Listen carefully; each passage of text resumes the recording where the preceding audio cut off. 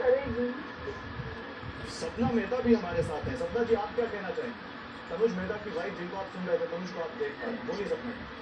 हम सब सिर्फ यही चाहते हैं कि हमारे हस्बैंड्स, हमारे भाई सब सही सलामत घर जल्दी से जल्दी वापस आए। हमारी गवर्नमेंट हेल्प कर रही है, पर अगर वो और ज़्यादा कुछ कर सके जिससे उनको जल्दी से जल्दी सेफली घर लाया जा सके, नाइजीरिया ना दे जाने दिया जा सके, हमारी सिर्फ वही रिक्वेस्ट है गवर्नमेंट से कि हमारी मदद कीजिए। हम सब यहाँ बैठ के उनकी वेट कर रहे हैं।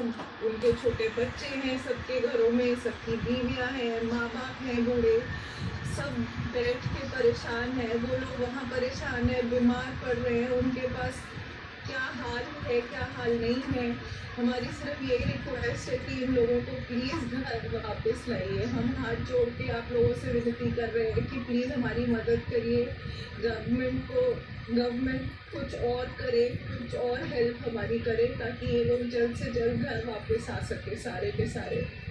हम बस यही कहना चाहते हैं, हमें और कुछ नहीं चाहिए। बिल्कुल, स्नेहा भी कुछ कहना चाहती है। स्नेहा, आप भी अपनी बात रखिए, फिर मैं तनुज और दूसरे जो आपके जो साथी हैं उनके पास जाऊंगा, जो गिनी से हमारे साथ जो है वो शिफ्ट से। बोलिए सर। आपको बता दूं, सपना को आप सुन रहे थे, स्नेहा सौचे जो कि हर्षवर्धन सौचे की वाइफ है। हर्षवर्धन जी जहाँ पे हो उनको तनुज थोड़ा आगे बताइएगा, हर्षवर्धन जी कहाँ खड़े हैं। और बोलिए स्नेहा, आप बोलिए। ठीक है हाँ जी सर, गवर्नमेंट अथॉरिटी सब काम कर ही रहे हैं, but we need more support and speedy support from the government to relieve them from this Equatorial जूनियर country and send them home back very soon and fast please. आप इन लोगों से कुछ कहना चाहती हैं, अपने हस्बैंड से कुछ कहना चाहती हैं? नहीं, please all of you take care of it. हिम्मत रखो, government is working for us and they will surely take an action speedily to take you all to your families. Share करो, सबको दे दो। मुद्दे पर आते हैं, ये देखिए बहुत बड़ा मुद्दा है ये। लेकिन तनुज मुझे ये बताइए, क्योंकि हम केवल एक इमोशनल एंगल नहीं चाहते इस खबर का, हम चाहते हैं फैक्चुअल एंगल भी व्यूअर्स तक जाए। बताइए हुआ क्या जरूरी है, सबको शेयर करो। नहीं हूँ तो आपके ऊपर ये आरोप लगा है कि आपके शिप से कच्चे तेल की चोरी हुई, ये भी क्लैरिटी दीजिए।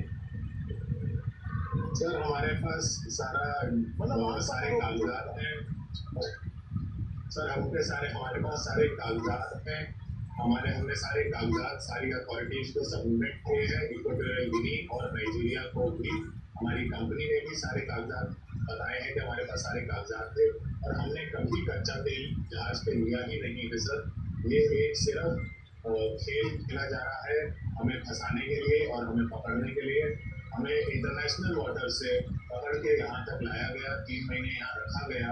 हालांकि यहाँ हमें ऐसे परेशान नहीं किया, बट हमें अलग अलग बीमारियाँ हुई।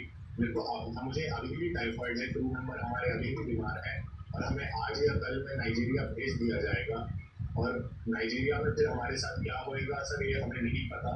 हमारे पास सारे कागजात है, सारा प्रूफ है। हमारी कंपनी ने, लॉयर्स ने, सब जमा किया है अथॉरिटीज के पास। मैंने खुद 3 बार इंटरव्यू लिया है, उनको बताया है, समझाया है, सारे कागजात दिखाए हैं, सब जमा किया है। फिर भी सर हमारे साथ ऐसा हो रहा है। कच्चा तेल हमने सर नहीं भरा है जहाज पे।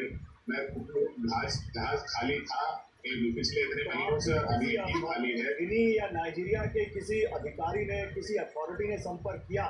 आपने उनसे बोला कि हमारी बात भारत तक पहुंचाइए, हम अपने देश में किसी से संपर्क करना चाहते हैं, कुछ आपने उनसे ये कहा? जी सर, हमने उनसे कहा। हमारे यहाँ पे जो एम्बेसडर हैं उनसे, जो इक्वाटोरियल गिनी में इंडिया की एम्बेसी है, उनसे भी कहा। उन्होंने भी पूरी मदद करने की कोशिश करी अपनी तरफ से, जो भी वो कर सकते थे, जितना सपोर्ट हमें दे सकते थे सारा दिया। बट सर हमें फिर भी यहाँ रखा गया, और जब इनका मन आया अभी हमें नाइजीरिया भेजा जा रहा है। सर हमने कोई कच्चा तेल नहीं लिया। हमारा इक्वाटोरियल गिनी सर, नाइजीरिया अपना 3 महीने के बाद नाइजीरिया चाहता है कि हमें वहाँ बुलाया जाए, और वो अपना जो भी करना चाहते हैं। हमें नहीं पता सर हमें क्यों लेके जा रहे हैं नाइजीरिया, हमें इसका कोई आइडिया नहीं है। हमने जब कुछ करा ही नहीं है, और सारी इन्वेस्टिगेशन में भी कोऑपरेट करा है, सारे कागजात भी जमा किए हैं, फिर भी हमें नाइजीरिया भेजा जा रहा है। रजत को हमें से किसी को नहीं पता है। रजत, आप बताइए हुआ क्या आप लोगों के साथ?